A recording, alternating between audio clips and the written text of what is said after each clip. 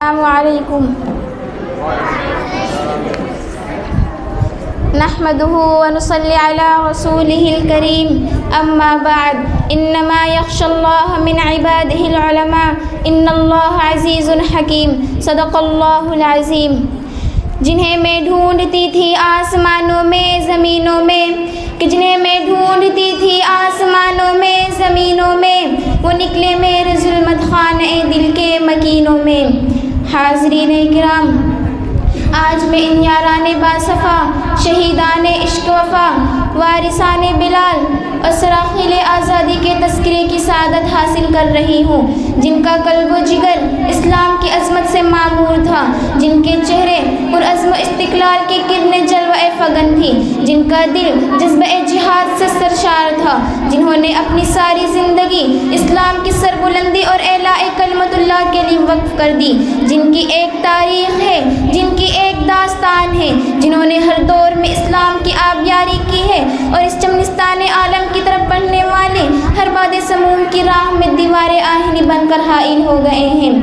حاضرین کرام، اس چمنستان عالم کا پتا پتا اور بوٹا بوٹا اس بات پر شاہد ہے کہ یہ طبقہ ان اصحاب فکر و نظر اور وارثان قلب و جگر کا طبقہ ہے جنہوں نے تاریخ کے ہر نازک موڑ پر اسلام کی رہنمائی اور دستگیری فرمائی ہے. یہ ان یاران باصفا اور شہیدان عشق و وفا کا قافلہ ہے جنہوں نے ہر دور میں باطل کا مقابلہ کیا ہے. باطل نے جب بھی حق کو چیلنج کیا ہے، انہوں نے اس کی چیلنج کو قبول کیا ہے اور سربکف میدان میں آ نکلے ہیں اور پوری بے خوفی کے ساتھ ان کا مقابلہ کیا ہے. انہوں نے جانیں تو دے دی مگر پرچم اسلام کو سرنگو نہ ہونے دیا. انہوں نے گردنیں تو کٹا دی مگر باطل کو کبھی پیٹھ نہ دکھائی. جب جلاد تلوار چمکاتا ہوا آگے بڑھا تو انہوں نے مسکرا کر نظر سے نظر ملائی اور یہ کہتے ہوئے مردانہ وار تلوار کے نیچے اپنا سر رکھ دیا.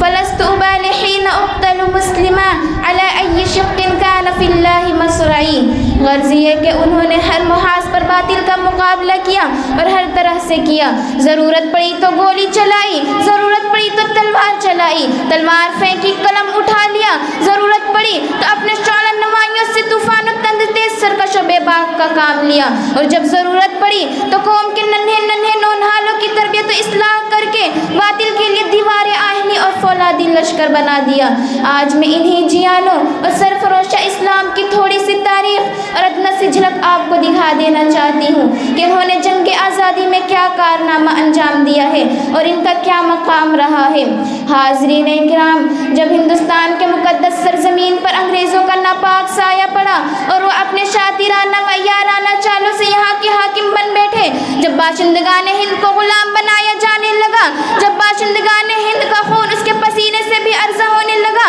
تو ایسے نازک وقت میں جس شخص نے سب سے پہلے علم بغاوت بلند کیا وہ محدث کبیر نازش وطن شاہ عبدالعزیز محدث دہلوی تھے. یہ وہی مرد مجاہد ہیں جنہوں نے وقت سے پہلے مسلمان کے نصب العین کا اعلان کر دیا تھا. جہاں تک پہنچنے کے لیے ابھی دوسروں کو برسہ برس انتظار کرنا تھا. شاہ عبدالعزیز محدث دہلوی کا فتویٰ کیا تھا؟ گویا کہ ایک بے ار کے بے اما تھا جو دشمنوں کے نخل تمنا پہ گر پڑی. انگریزوں کی نیندیں حرام ہو گئی، جگہ جگہ آزادی کے شعلے بھڑکنے لگے، جگہ جگہ آزادی کے پرچم لہرانے لگے، دلوں میں ولولے مچلنے لگے اور حوصلوں نے انگڑائیاں لینی شروع کر دی. حاضرین کرام، اگر ہندوستان کی جنگ آزادی میں علماء کرام حصہ نہ لیتے تو ہندوستان کبھی بھی آزاد نہ ہوتا. اگر یہ سرخیل آزادی نہ ہوتے تو تحریک آزادی نہ چلتی، تحریک بالا کوٹ نہ چلتی، تحریک ریشمی رومال نہ چلتی، ہندوستان چھوڑو تحریک نہ چلتی، مقدمہ وہابیان نہ چلتا،